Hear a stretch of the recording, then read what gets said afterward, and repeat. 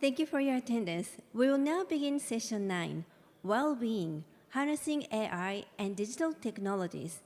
And we'd like to announce that we have simultaneous interpretation system today, and channel 1 for Japanese, channel 2 for English, channel 3 for Vietnamese, and channel 4 for Korean. Now, may I kindly invite all speakers to come up to the stage.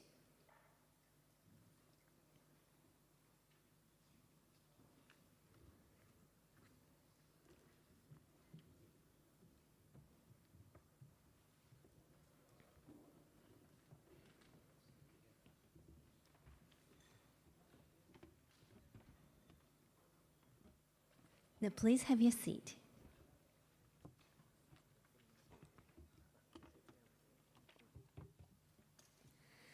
Now, let me introduce our moderator and distinguished speakers. The moderator is Ms. Naoko Ueda, head of the OECD Global Relations and Cooperations Tokyo office. The distinguished speakers are Mr. Bu Dai-tan, Chairman of Hanoi,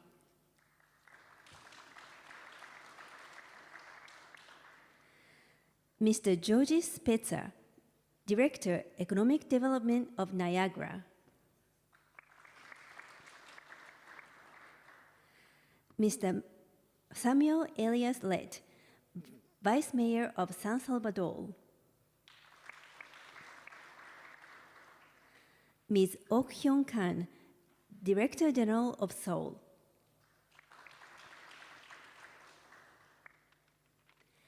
Mr. Tigran Avinian, Mayor of Yerevan. Now, Ms. Ueda, if you please.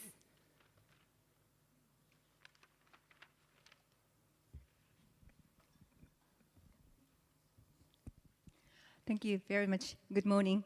Now, without further ado, let me now we are going to talk about, of course, the AI in digital and how it is being used for the city development. My name is Naoko Ueda. I'm the head of the OECD Tokyo office. I'm going to moderate this session. Without further ado, I would like to welcome Mr. Bu Dai-tan for your presentation. Now, for those he's going to speak in Vietnamese, so please use your simultaneous translation machine. The channel 2 will be available for your English hearing, listening. Thank you.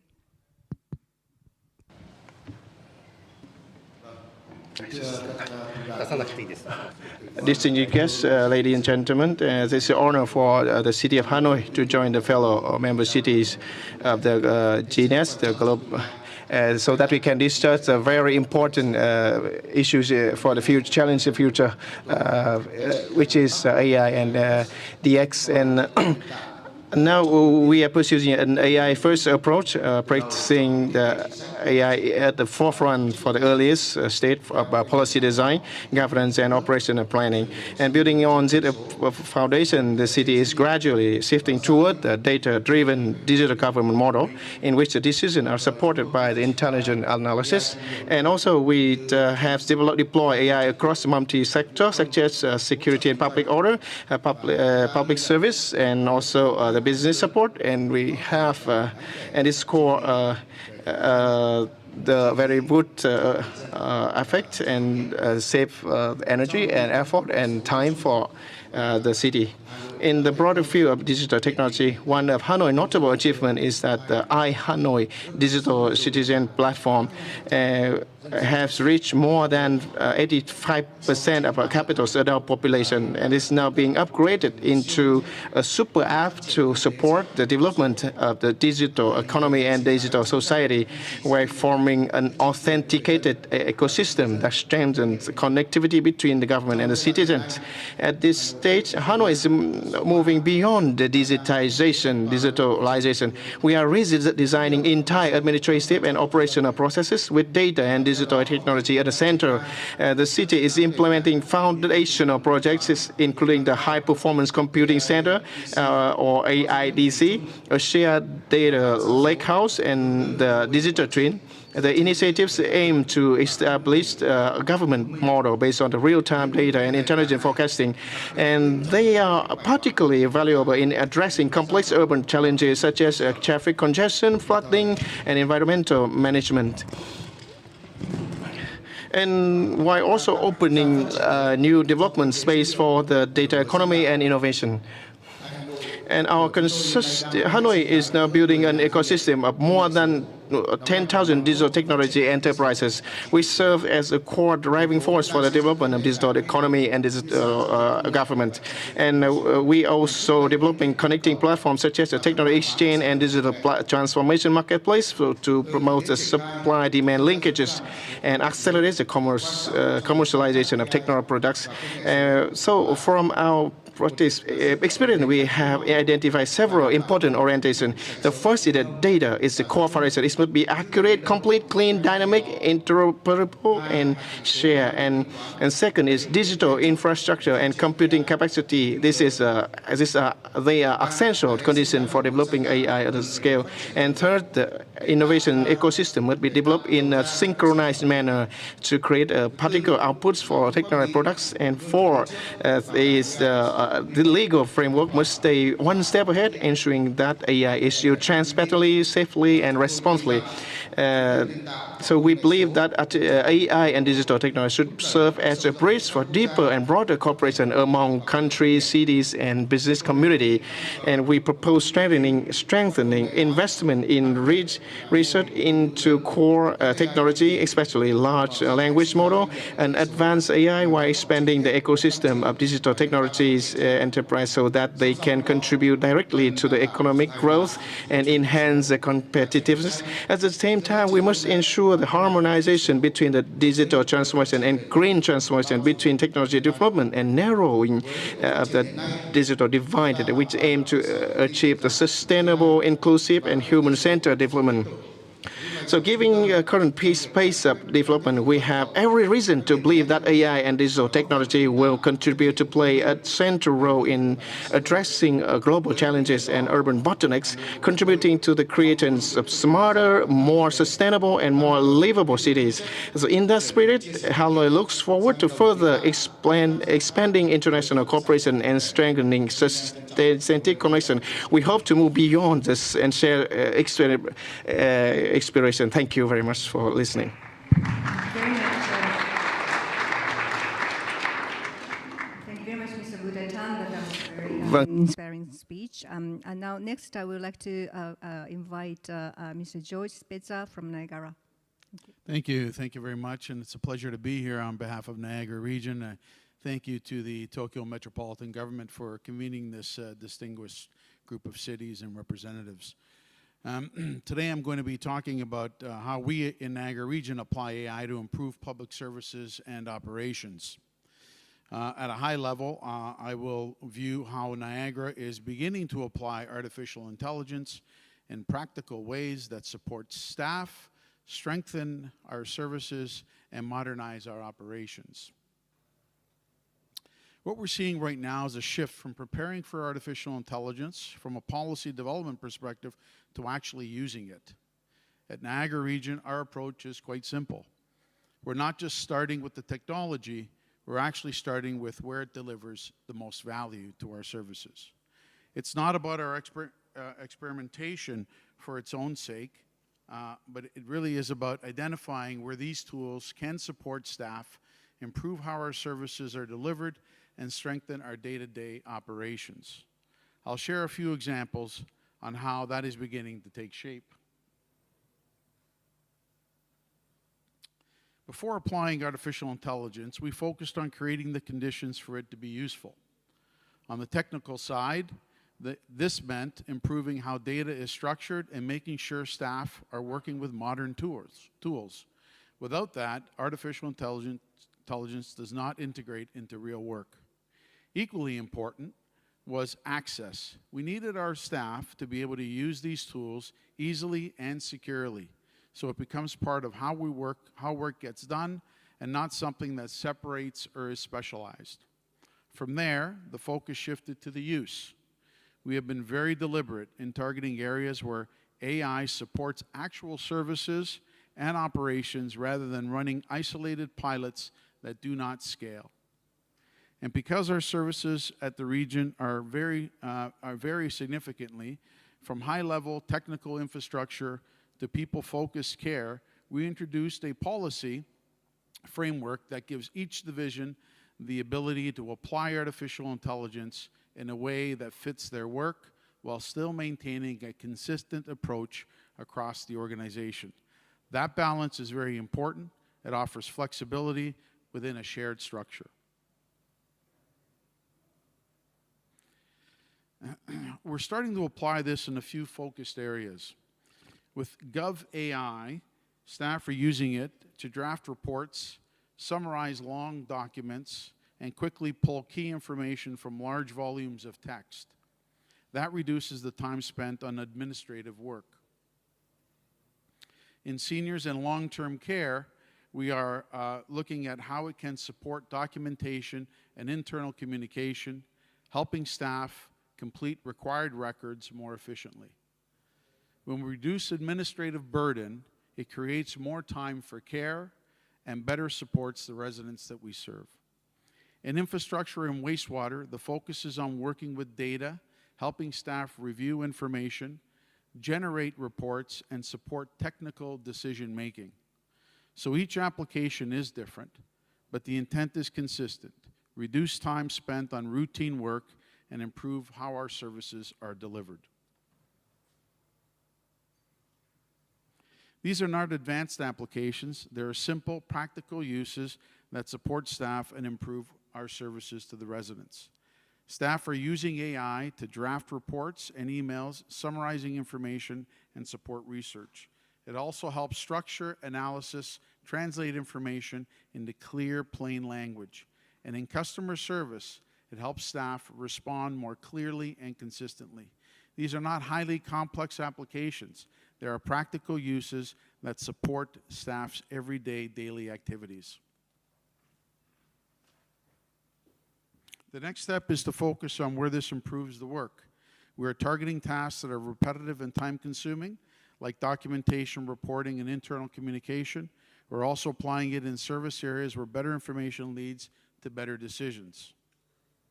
For example, in infrastructure, artificial intelligence can support decisions around road maintenance, traffic flow, and pedestrian safety. That means better timing of repairs, clearer understanding of patterns, and safer planning for how people move through our communities. Adoption also depends on people, so we're building comfort and confidence with our employees. In conclusion, this is not just about scaling artificial intelligence everywhere. It's about applying it where it improves work and delivers the better outcomes for residents. This is not about rapid transformation. It's about steady, intentional adoption where the value is clear. When we improve how staff work, we improve the experience of the residents we serve. So thank you, and I look forward to the panel discussion.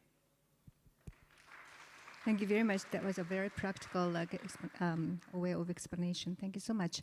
And now next, I'd like to welcome Mr. Samuel Alice Lett from San Salvador. Thank you very much. Okay, there we go. Thank you. So it's a profound honor to address to this distinguished gathering, the third GNET Leaders Summit here in Tokyo. My representation and delegation, we're very pleased and honored to be here. A special thanks to the distinguished governor of Tokyo and honorable mayors and all of you excellencies, ladies and gentlemen. So for San Salvador Central,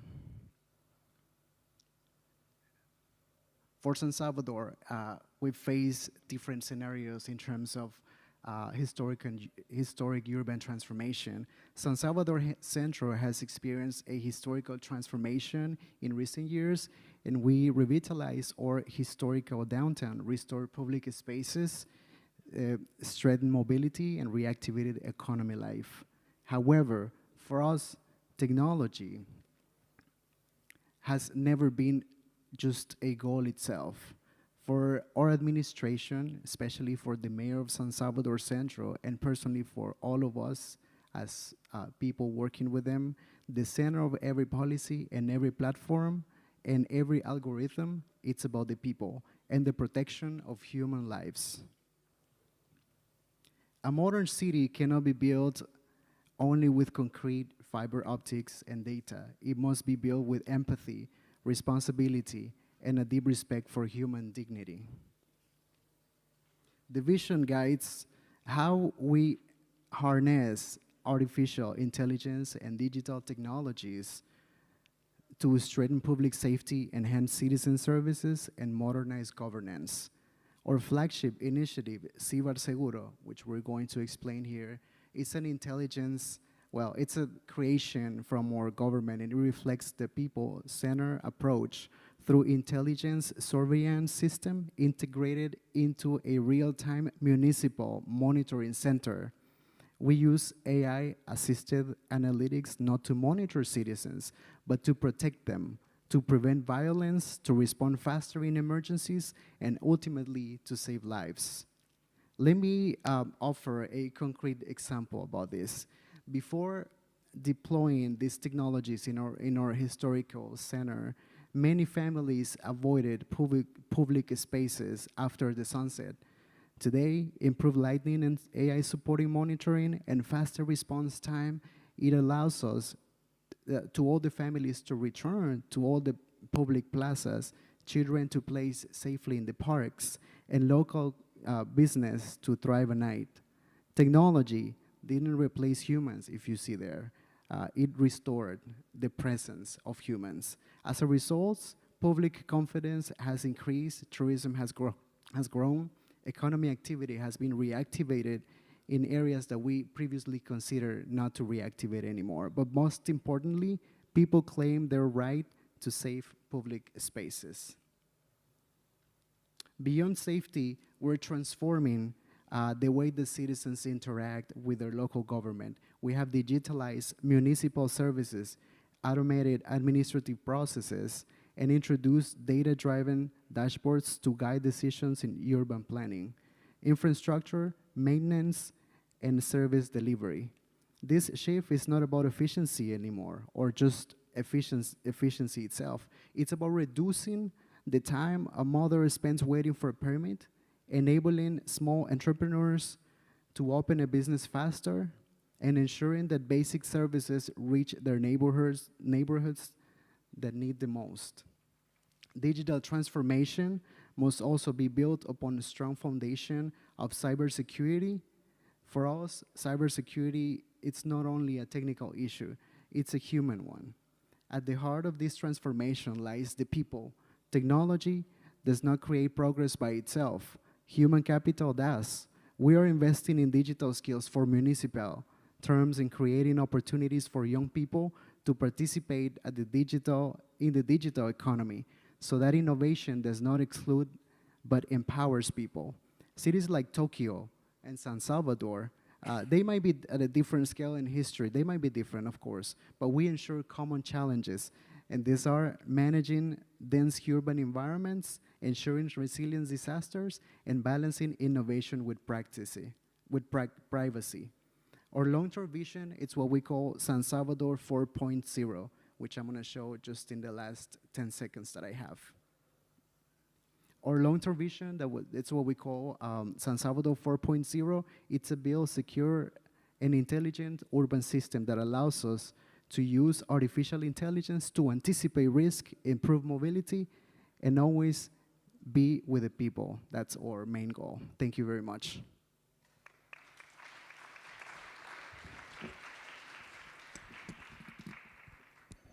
Thank you very much, Samuel-san. Next, next we would like to welcome Ms. Ok-hyun Kan. I have learned that there is no simultaneous translation from Korean into English. I'm waiting for the instruction from the Secretariat for how we are going to listen to Ms. Ok-hyun's presentation. The Secretariat people from the Tokyo Metropolitan City, please guide us. すみません、東京都の方はどのようにして通訳か教えてください。Could you please tell us how we can understand the Korean speech? Is there any translation available?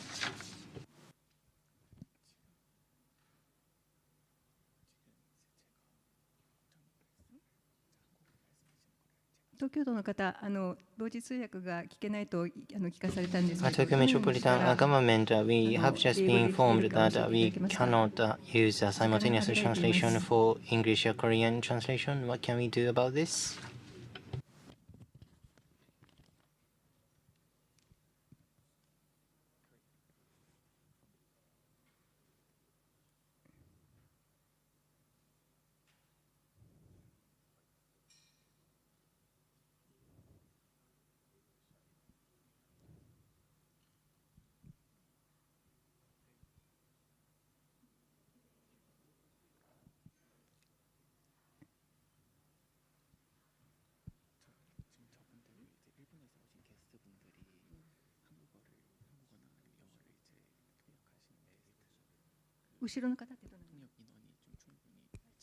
Okay, there's going to be a consecutive translation, so please let's get started. Thank you for waiting.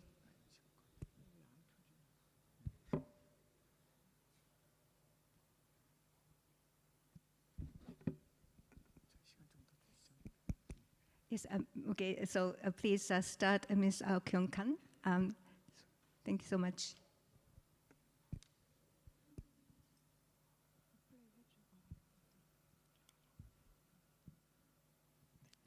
네, 안녕하세요. 저는 서울특별시 디지털도시국장 강욱현입니다. Thank you for introducing. This is Kang Hyun, General Director of Digital City Brew at the Seoul Metropolitan Government. 오늘 저는 사람 중심 AI 도시 서울을 주제로 서울의 디지털 전환과 AI 도시의 방향을 말씀드리겠습니다. Today, under the theme of a human-centric AI city Seoul, I would like to share Seoul's journey of digital transformation and the direction we are taking as an AI-driven city.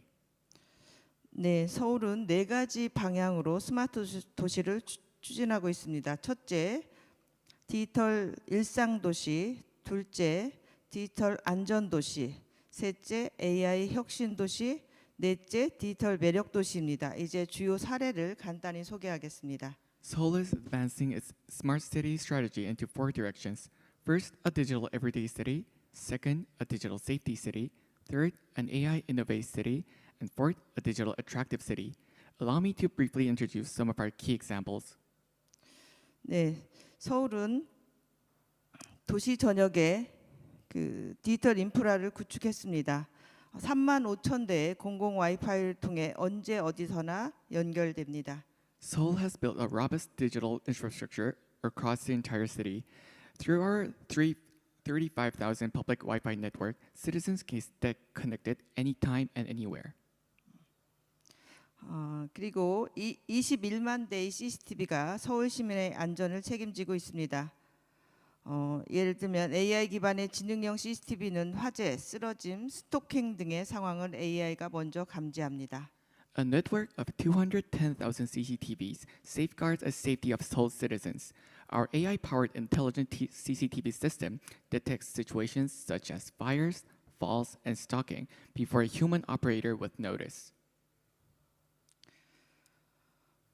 서울은 행정 전반에 AI를 적용하고 있습니다. 공무원은 AI 도구를 활용해 보고서 작성과 분석을 수행합니다. 또한 자체 AI 챗봇을 통해 행정 업무를 지원하고 있습니다. AI는 행정을 빠르게 하고 시민에게 더 집중하게 합니다. Seoul is applying AI across its entire administration. Our officials use AI tools to draft reports and conduct analysis, and our in-house AI chatbot supports day-to-day administrative work. AI makes our administration faster and allows us to focus more on our citizens.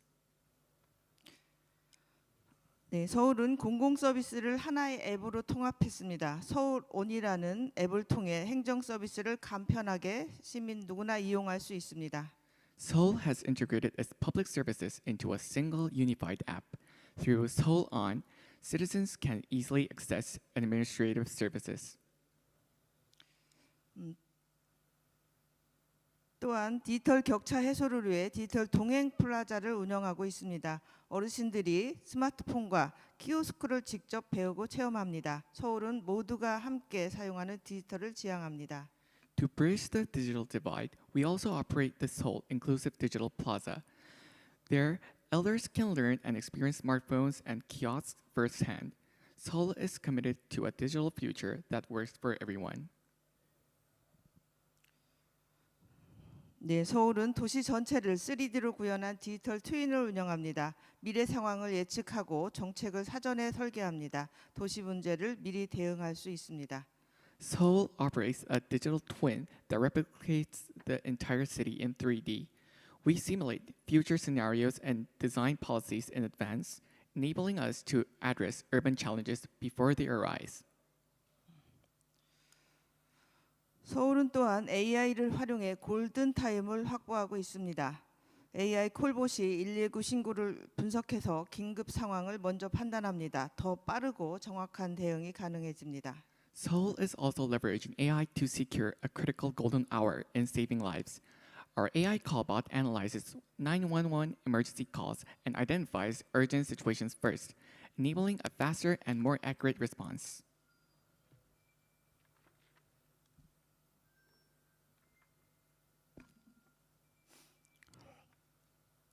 서울은 AI 기술을 통해 도시의 미래를 준비하고 있습니다. 이러한 기술을 직접 체험할 수 있는 자리가 있습니다. 스마트 라이프 위크입니다. AI, 로봇, 모빌리티 등 미래 기술이 한자리에 모입니다. 올해 3회째로 10월에 서울에서 개최합니다. Seoul is preparing for the future of the city through AI technology, and there is an opportunity for you to experience these technologies firsthand. It is called Smart Life Week, an event where future technologies such as AI, robotics, and mobility all come together in one place. Its third event will be held in Seoul this October. 네, 제4회 서울 스마트 도시상도 함께 진행합니다. 사람을 위한 기술을 구현한 도시를 선정하는 국제 시상식입니다. 여러분을 서울로 초대합니다. The fourth Seoul Smart City Prize will be held alongside the event. It is an international awards ceremony that recognizes cities that have implemented technology for the benefit for other people. I would wish to invite all of you to Seoul.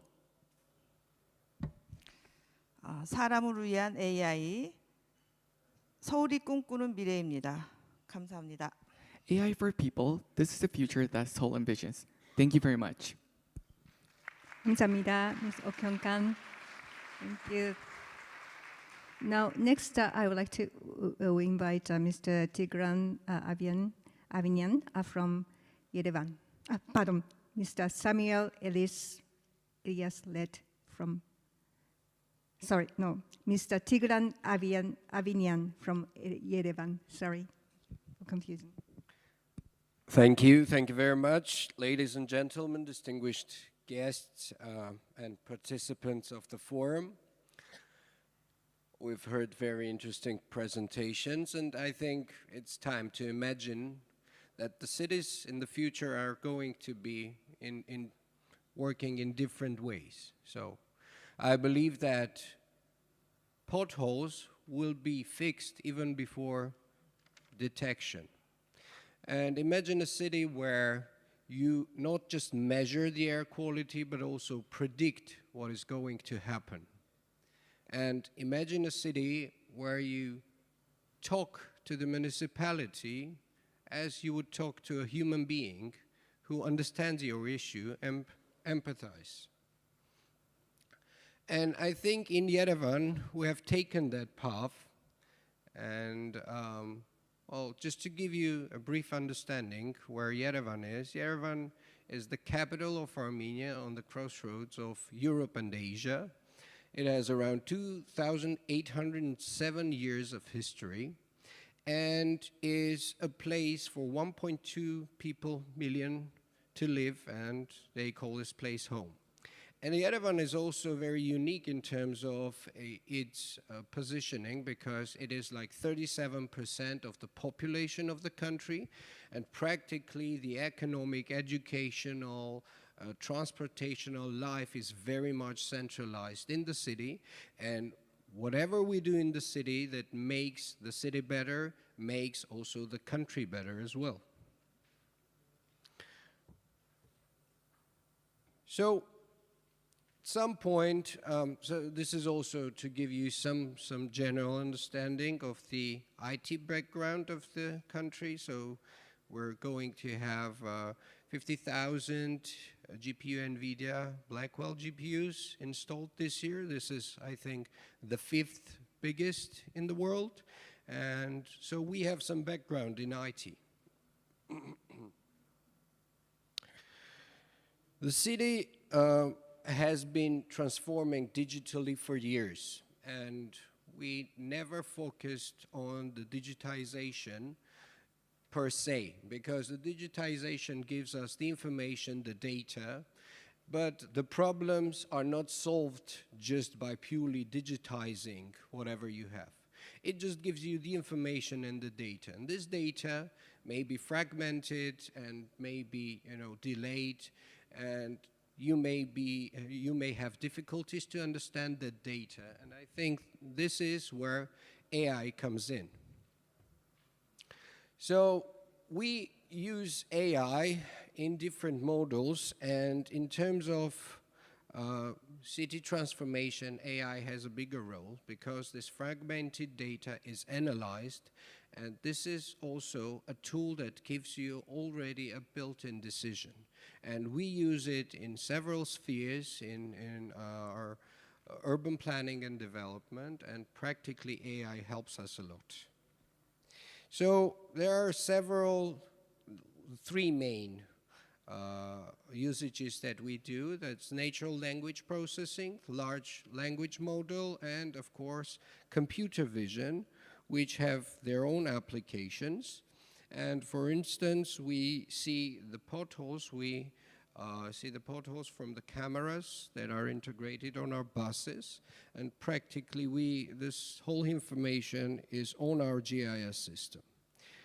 So they help us identify illegal advertisements. Practically whatever advertisement we have, it compares with the GIS map that we have, and it gives us not only the place but also the size of the advertisement that has been placed. So it helps us financially as well. Of course, the conjunctions, the traffic, it's one of the most problematic parts that we have and all the cities has. So it helps us with the traffic understanding and implementations of new tools.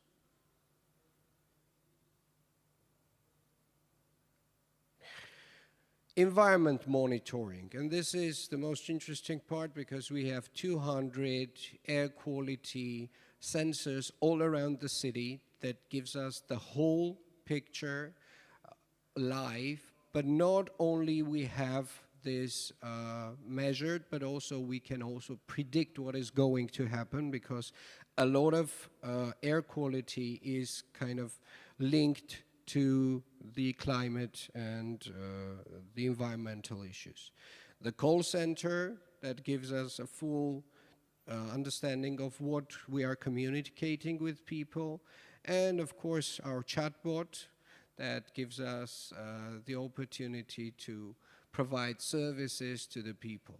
And these services and all the 3D models with LiDAR systems are helping us improve the cities. And I do believe that this is the future. And not only digitization, but also AI use will make our cities better in the future.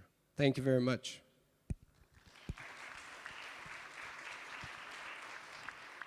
Thank you very much, Mr. Tigran. Now I would like to move into the Q&A session, starting with Mr. Budai Tan. Now, I'm not going to. My question is that how are you leveraging the cost saving and efficiency made from the AI introduction? What kind of different kind of work which a public servant is doing? Is it similar to what probably George has explained to you, to us? And also, can you explain to us a little bit about how you are advancing the capacity building of your public servants?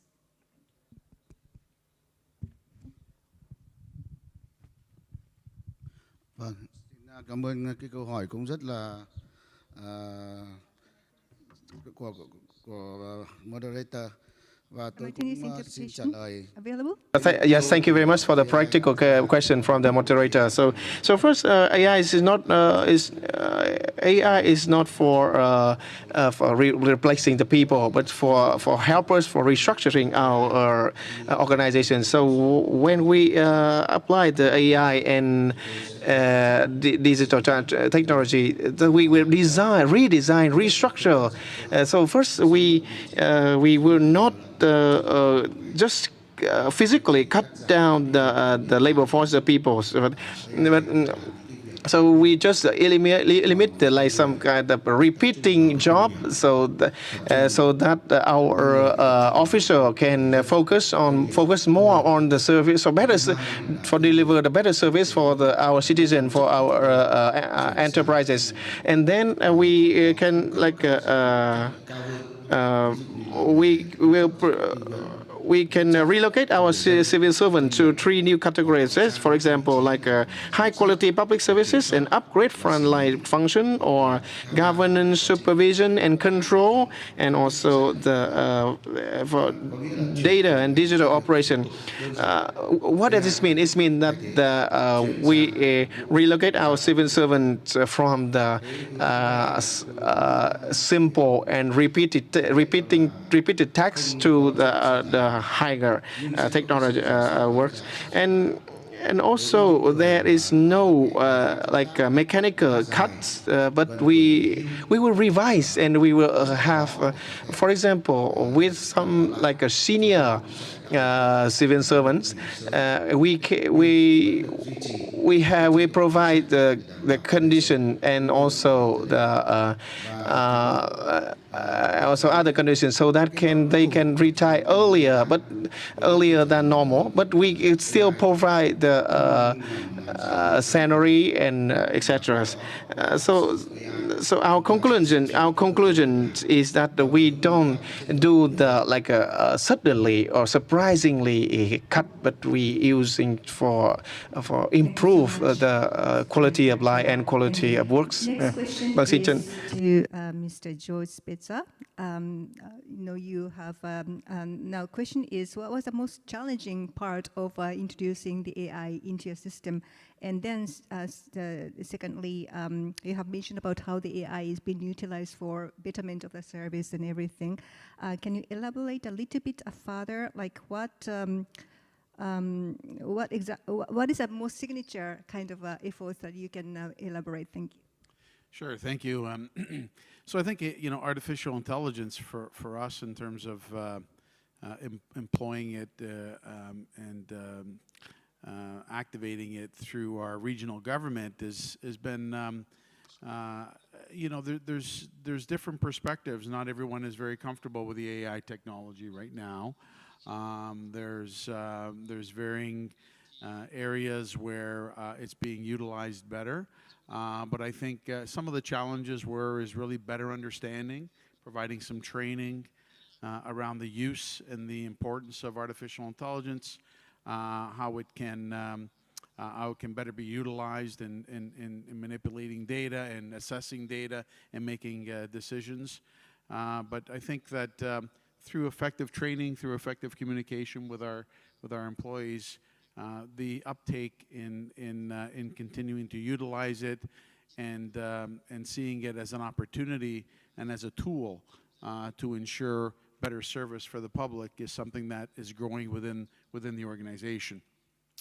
I think two particular divisions that have really shared some success is our transportation division.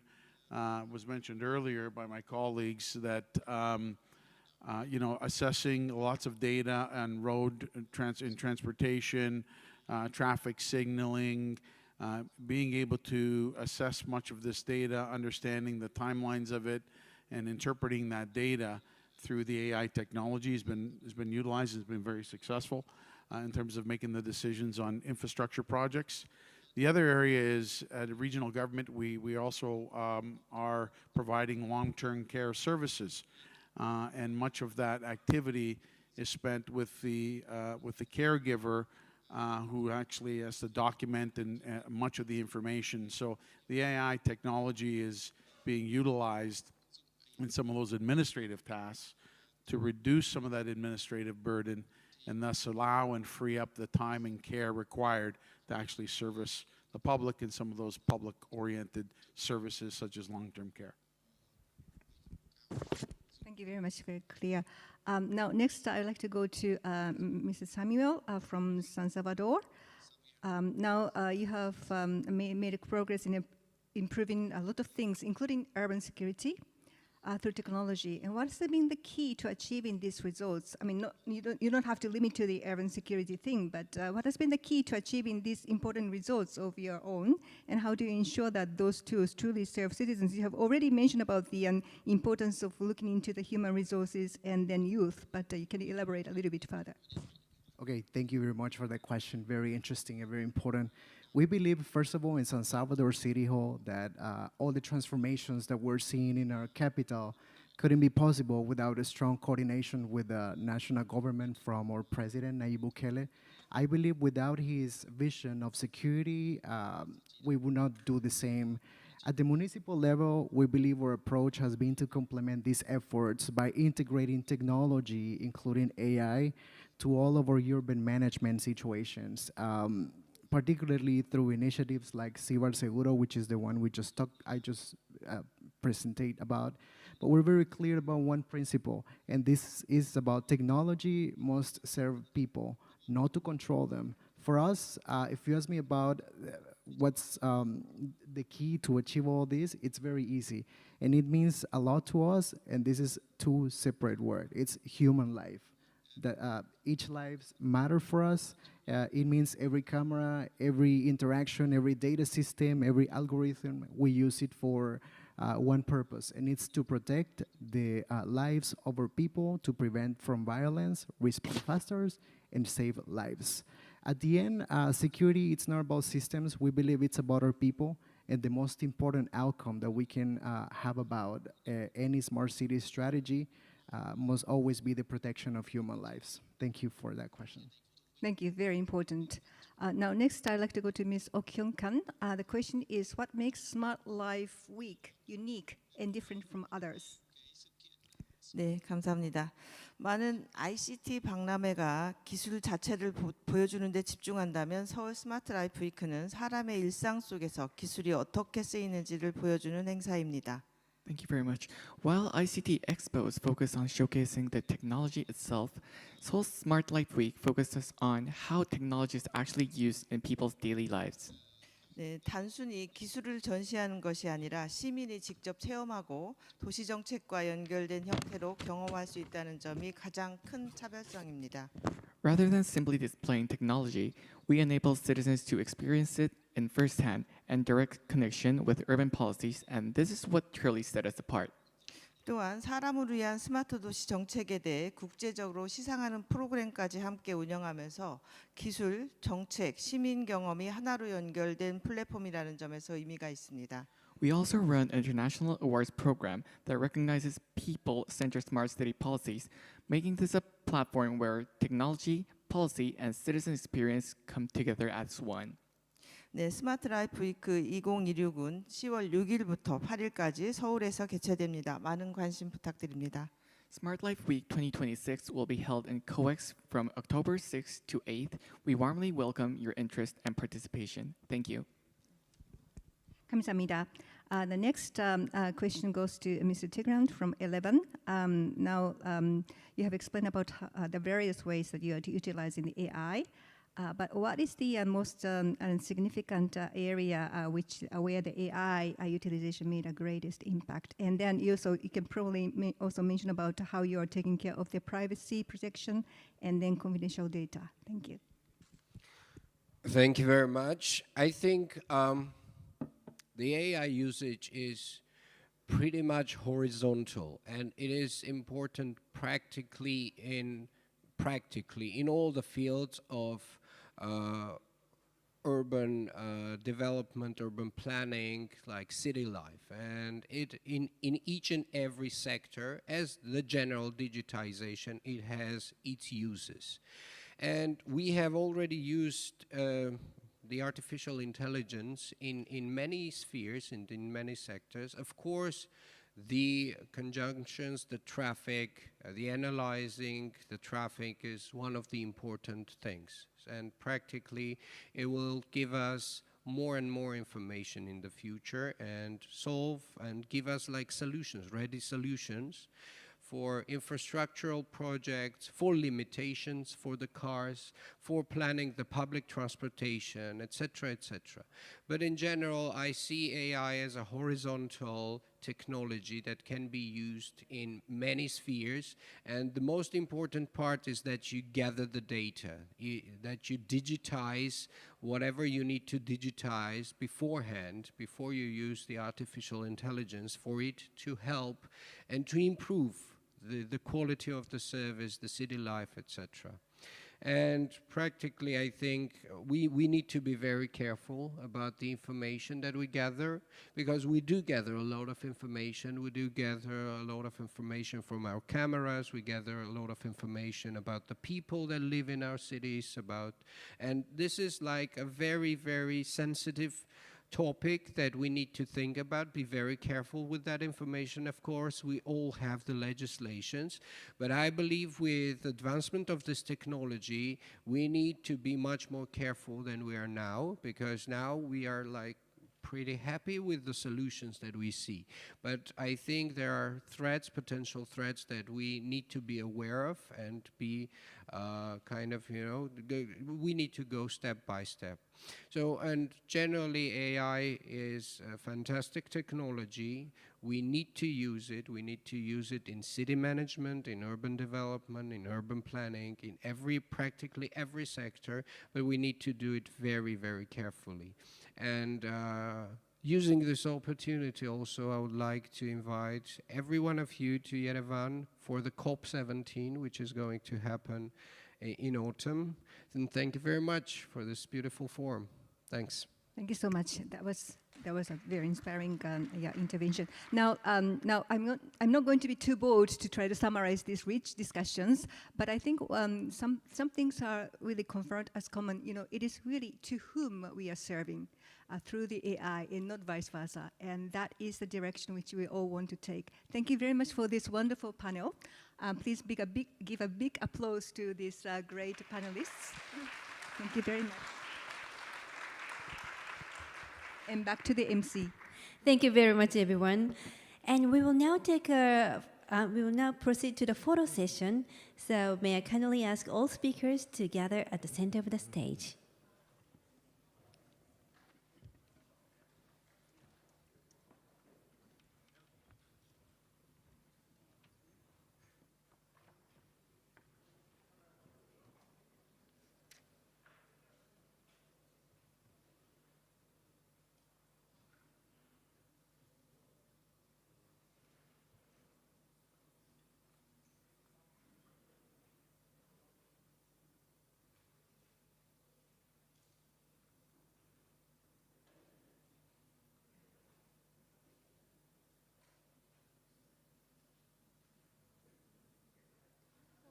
Thank you very much. And this concludes the photo session. Please give another big round of applause for the moderator and the speakers. Thank you very much.